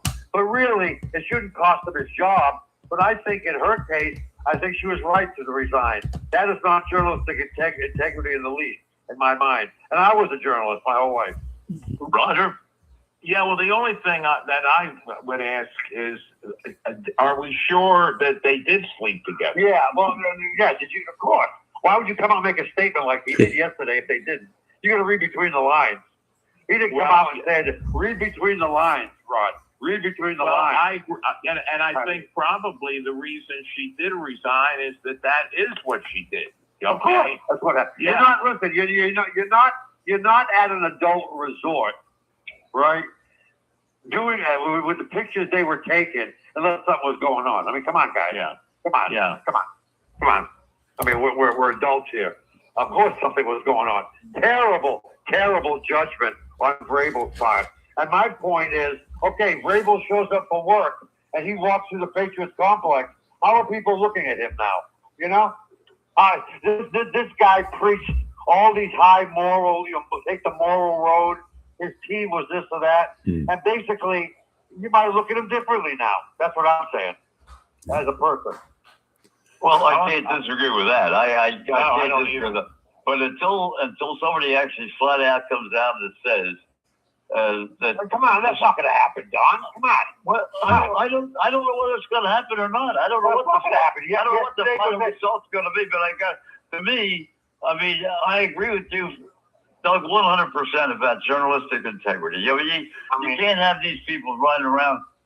But as they pointed out, as much they pointed out, not this week, but a couple of weeks ago in his column, when Dr. J was sleeping with the reporter and they had the child together, nobody knew about it until she was over Wimbledon in a tennis tournament. That was 18 years later. Right. And she was working for the New York Times. That's social media now. That's nothing can be hidden anymore. Nothing at all. I mean, everything is going to leak out. Everybody has a camera. Everybody takes photos. And that's what got this thing rolling, right, with the photos. I mean, you can't hide nowadays. You really can't. You're right, because the paparazzi, they follow all of these well-known Forget, people all over. right. Roger, forget paparazzi. Everybody has a camera phone on their phone. Everybody has a camera. Forget about paparazzi.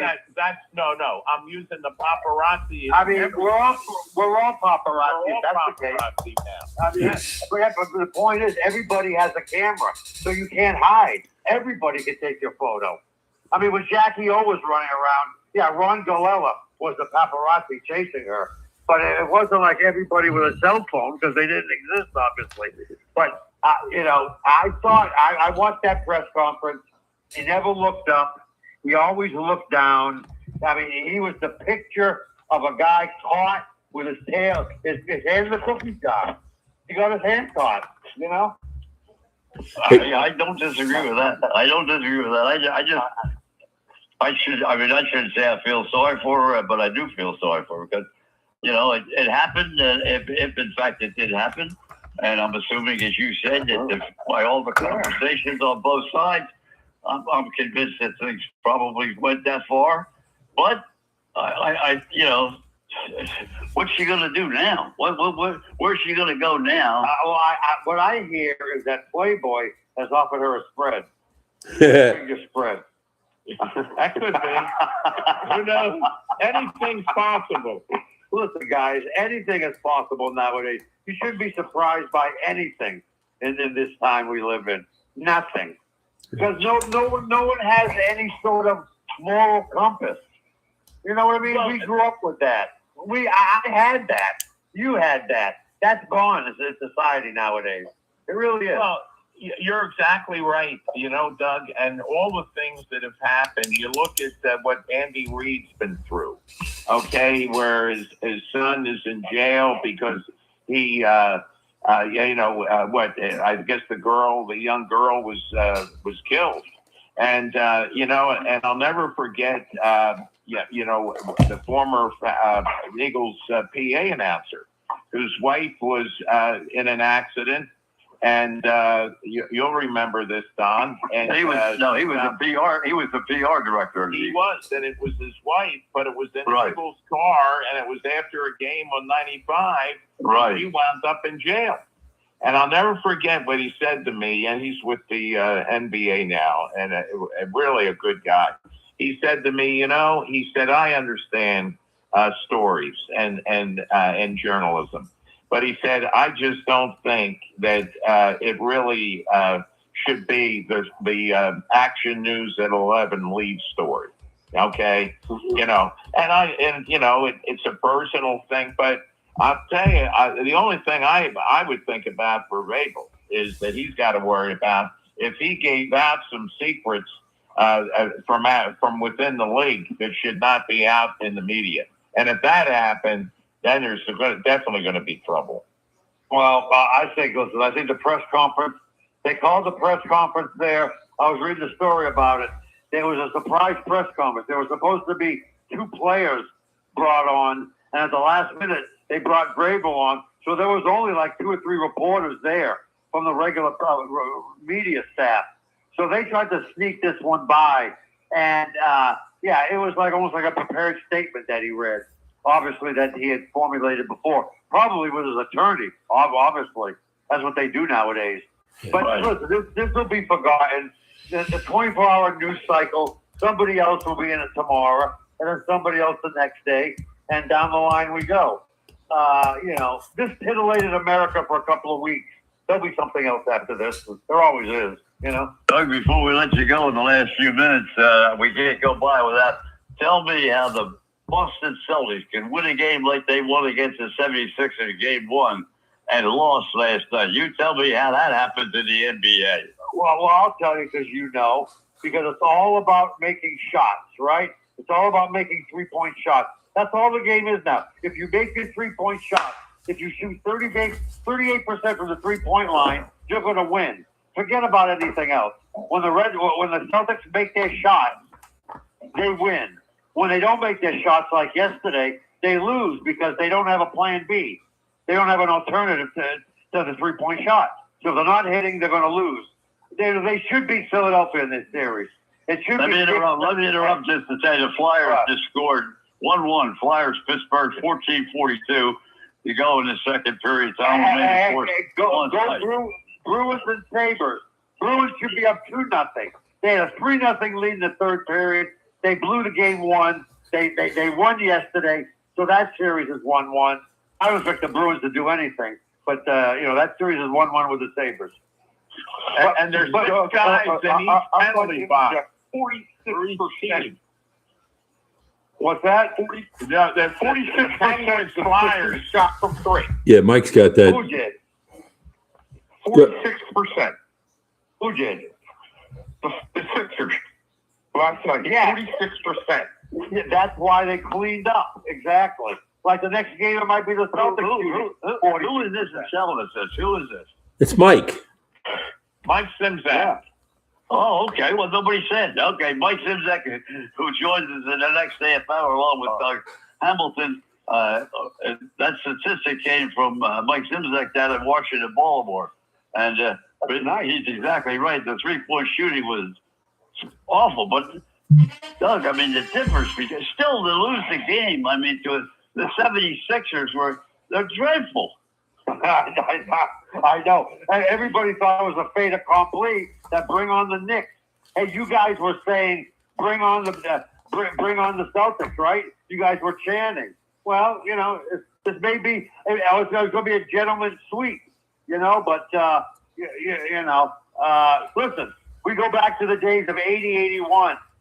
The best basketball I ever saw. 76ers and Celtics back in those days with Mo Cheeks and Dr. J.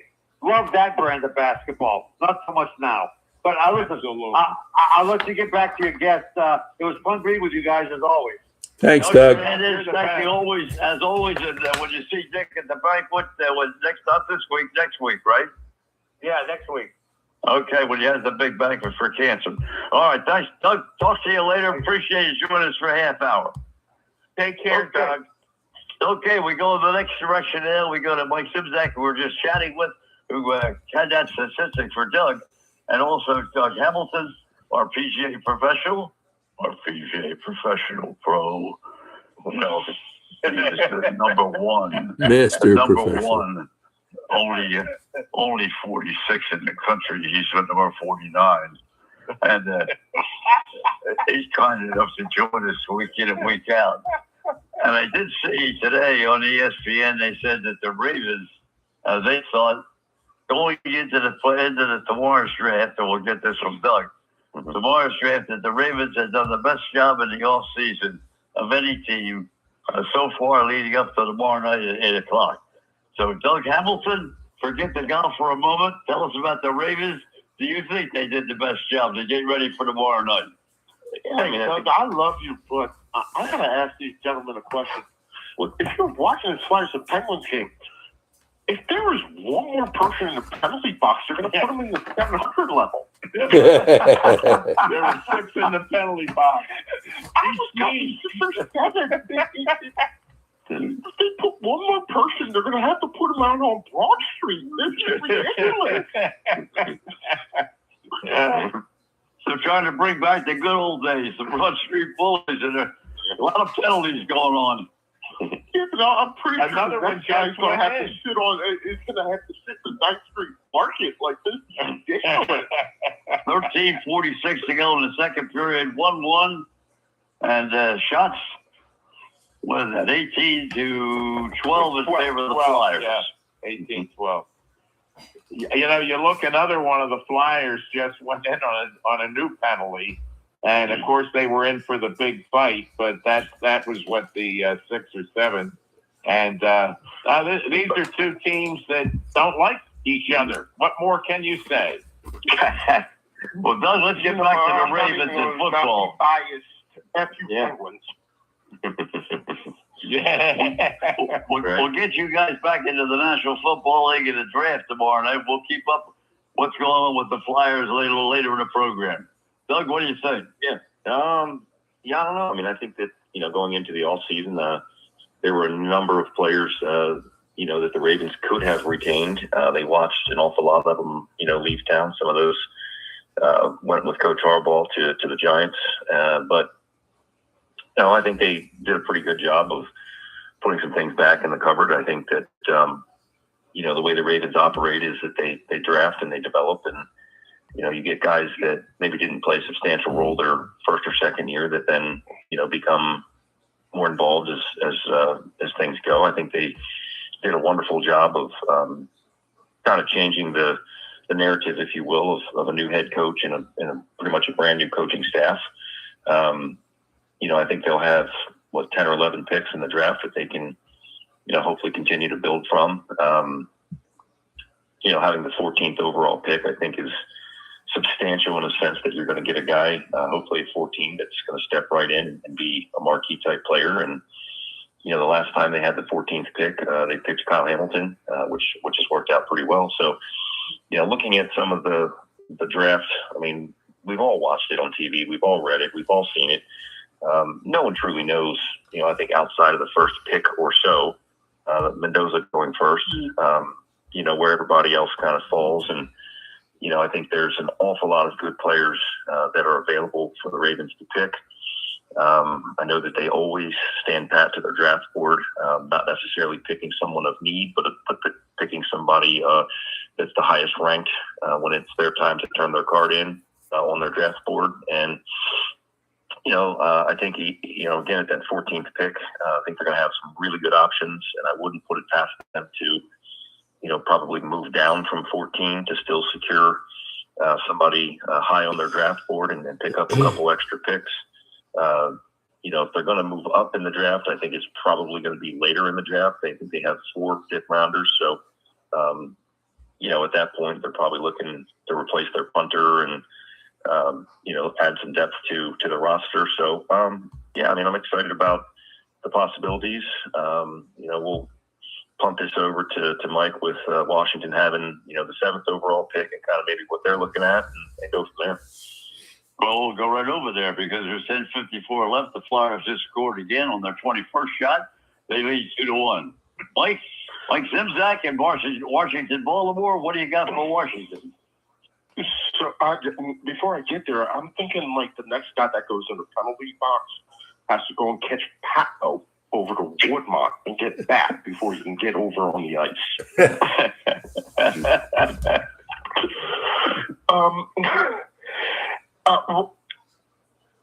Washington at 7 is in a very, very interesting place because any of the mock drafts, any of the experts that you listen to say there's probably 12 or 13 people who are, the guys that you want. I think that they need to go defense with their number 1 pick. If they can get the cornerback out of Washington, Lanning, if they can get Sonny Styles, if they can get Caleb Downs out of OSU, that's exactly where I'm going. I think the nightmare scenario is that Jeremiah Love somehow falls to 7. The Commanders loaded up on running backs right now. They signed Sean White from Tampa. They signed Jerome Brown from Cleveland. They have Bill Crossy Merritt. They re-signed Jared McKissick. They got 4 running backs with guaranteed money on the roster right now. If you're in a position at 7 and Jeremiah Love is still there and they can't trade that pick and you've got to take him, that creates an issue that I really, really don't want to deal with. So if you ask me what I want the Commanders, or what I think the Commanders should do, anybody on defense and Jeremiah Love only if the situation dictates that is what you have to do. If you can trade out of that, if you can do anything else, do it. But if they don't take Jeremiah Love unless you absolutely have to. There needs to be a great idea that there are going to be so many moves made because of the number of picks within the draft right now. We talked earlier about the Jets, the Giants, Kansas City, Miami, Dallas, and, of course, the Cleveland Browns all have 2 picks in the first round.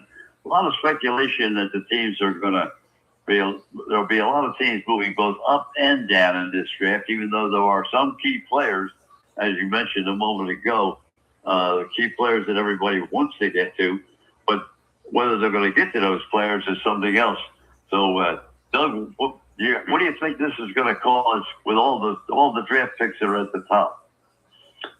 Well, I mean, as you mentioned, there's several teams, I think 5 that you mentioned, that have, 2 first rounders. I think, for Coach Harbaugh to come to New York and have, pick number 5 and pick number 10 is, pretty significant to kind of reshape his roster. I mean, the Jets are just really terrible anyway. I mean, so they get the second pick. I think they have one later in the first round. I mean, I don't know that they're going to be measurably better than what they were last year. Same in Cleveland. So I think, the propensity to have some players moved, I think, is also, a draft day concept. If you look at like the Atlanta Falcons, there's word that they may be willing to trade Kyle Pitts. I think, he'd make a nice, kind of move tight end for somebody. There's probably a number of other players that have that same ability to get moved on draft day. So, I don't know. I mean, I think, as Mike said, I think, there's going to be some people. It's not for quarterbacks, obviously, this year because it's not a quarterback heavy draft. But, typically, like if you're a team like Kansas City and you're at 9, and there's a player that you really want, above you, I think, with 2 first-round picks or multiple picks, I think you could probably make a move and go get that. You've seen teams in the past be willing to spend draft capital to move up, namely the Saints. They were talking about possibly moving up to number 3. So, I mean, it's anything's possible on draft day. You just never know. We really don't. And we'll have to sit back and eat our popcorn and watch. Hey, Doug, I wanted to ask you. You just brought up Kyle Pitts, and with the Flyers. With the Falcons.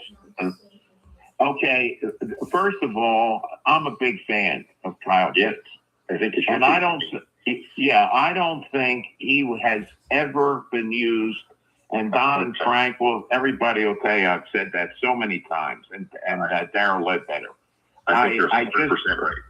Yeah, I mean, when he was coming out of Miami, and of course we knew him because he was from the Philadelphia area. Went to Abington High School, and then I think he went to Bishop Wood, and then Miami. But this guy, I'm sorry, he was a Gator. Yeah, he was Florida, not Miami. Yeah. You're right, correct. And the thing that got me, or has gotten me about this, never used right. They said when the Falcons drafted him that he was going to be the proto tight end. Okay, the top of the line tight end.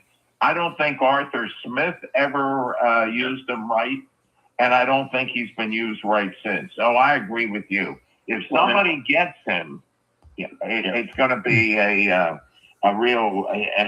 He'll be a steal. I mean, Arthur Smith, based on his offense, was ground and pound and running style offense.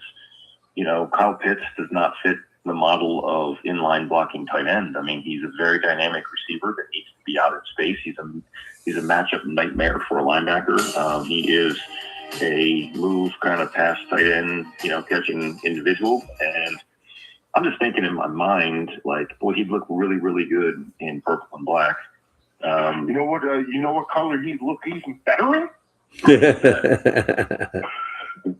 I mean, but hey, here's a team that needs a tight end that has a pick that doesn't necessarily have a premium on it, and a kid who is from the area.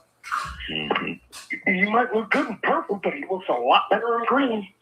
Green and white. Yeah, well, I think too, fellas, one of the premium responsibilities of tight end to the National Football League now is blocking, because they run so many of those quick flare plays to the outside. They run so many sweeps left and right, especially if the quarterback's going to run the ball. You got to be able to block out there. And, he may be a great receiver, but is he a great blocker? No, but no tight end right now, unless they're a blocking tight end, is a good blocker. Mm-hmm. Travis Kelce. So that kid from Penn State's going to be a great blocker, I'll tell you that. Hey, and if you can get him, go for it. But right now, you either look for somebody who's going to be a matchup nightmare or somebody who can block. But I can guarantee you this time, they're not the same person. Right, typically. Yeah, a lot of times they'll have a blocking tight end on the roster, for certain plays. You're exactly right. And then they have the tight end. A lot of times he's almost in the slot. Mm-hmm. But the thing is, the thing that made Green Bay go was Kelsey. Kelsey could block, but more importantly, not only could he block, but he could also make the 10-yard catch and take the ball down 15 yards anytime that they threw it to him. So to me, that's the premier kind of player you want at that position. I can teach Kyle Pitts how to do the Travis Kelsey block, which is just slightly get in the way of somebody on your way down the field to catch a pass. Please, gentlemen, let's not mistake what Travis Kelsey does for blocking. He gets to somebody's way slightly on his way downfield to catch a pass. I can teach. A good coach can teach Kyle Pitts how to do it. I agree with Doug. He'd look really good in purple. I think he would look better in green, but that's just a personal opinion. But Doug, just in case you didn't announce it, the Flyers just scored again, and I'm pretty sure scored again. Yeah. Yeah. Well, see, Don, his reception is like about 30 seconds ahead of mine on YouTube TV.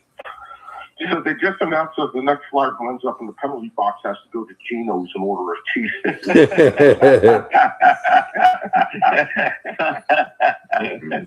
Well, I'll tell you, we've said about it earlier, fellas. It's great to see orange in full bloom at the center.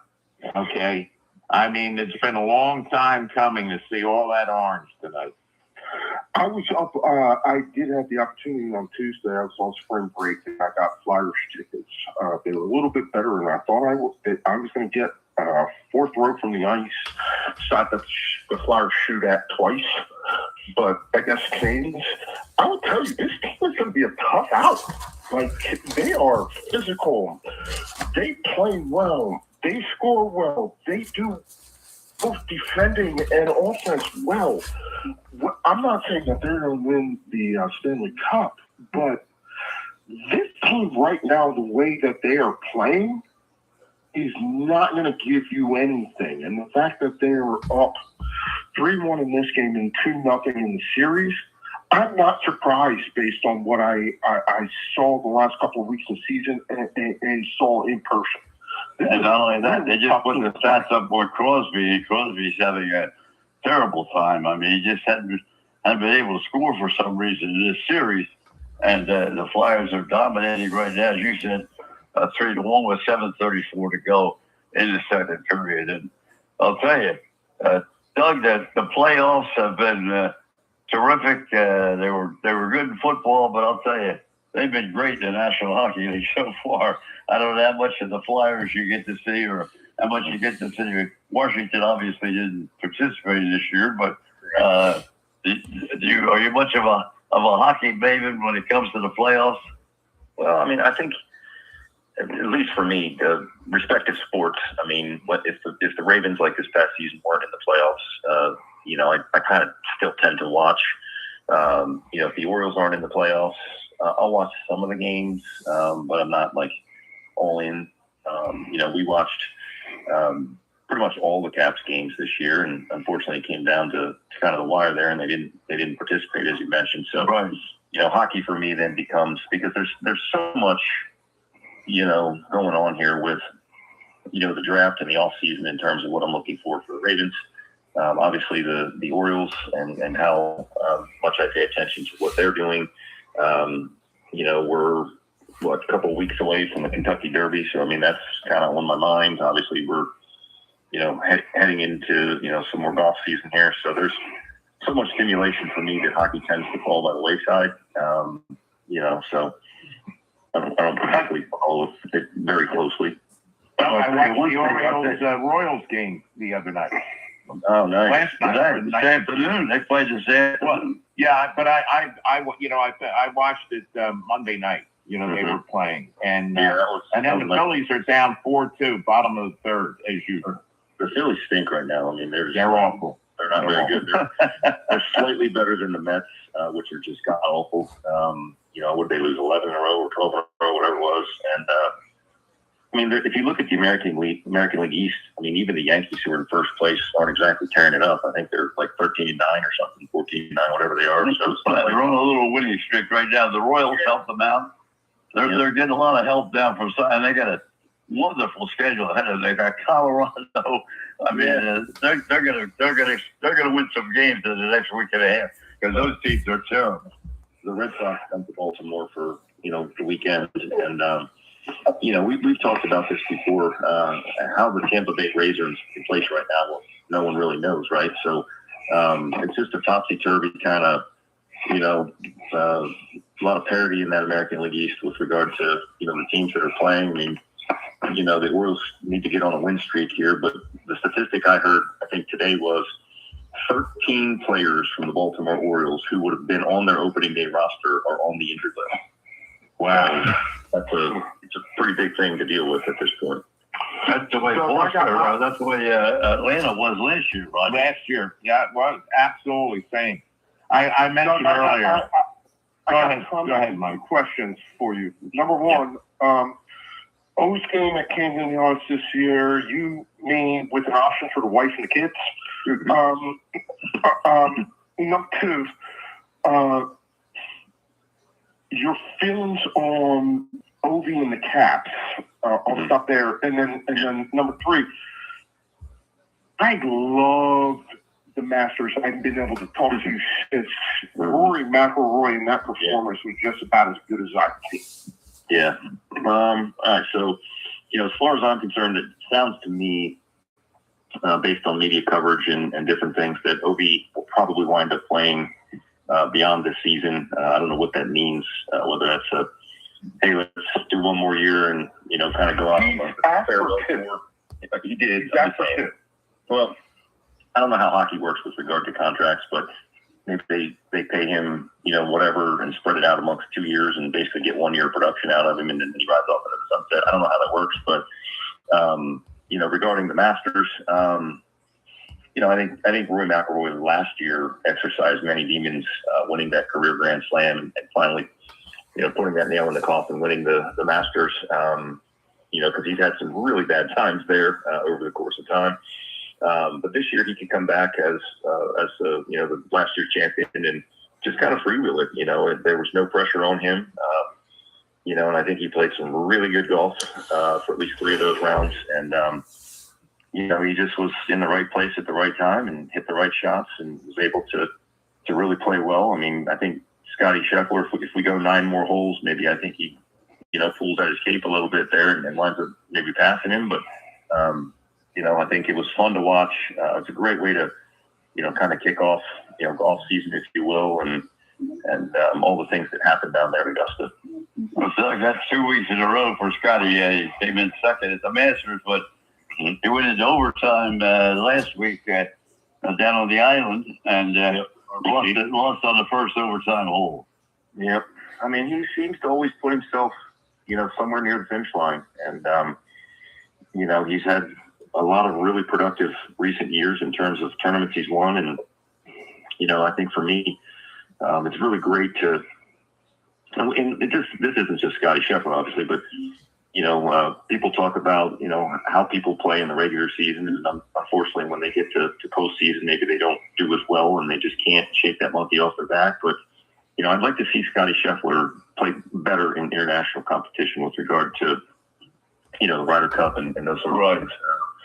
But I just think that the European team just has a distinct advantage going into those, kind of team match concepts. And then, obviously the United States tends to do better in the singles matches. So, there's a plethora of players out there that are just really making a name for themselves.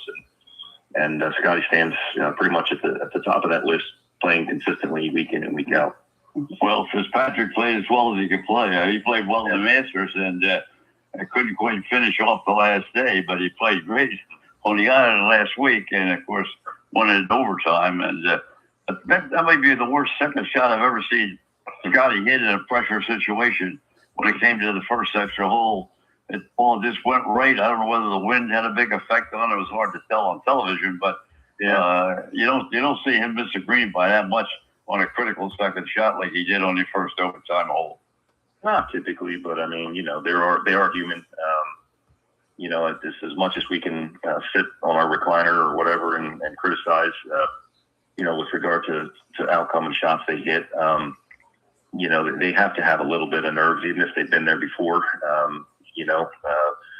It's just such a huge moment to secure that win, and he had it right there in his grasp, and he just kind of let it go. And sometimes, you look at the career of a guy like Michael Jordan, and everybody always says, okay, well, he won 6 championships, 6 MVPs, and hit a lot of game-winning shots. And I think Michael Jordan would be the first to tell you he missed way more game-winning shots than he made. You know what I mean? And we don't talk about those. So, Mike. Yes, sir. I'm still waiting for an answer from Doug on when he's going to text me about the Orioles. Well, the funny thing is, it's kind of like the Masters.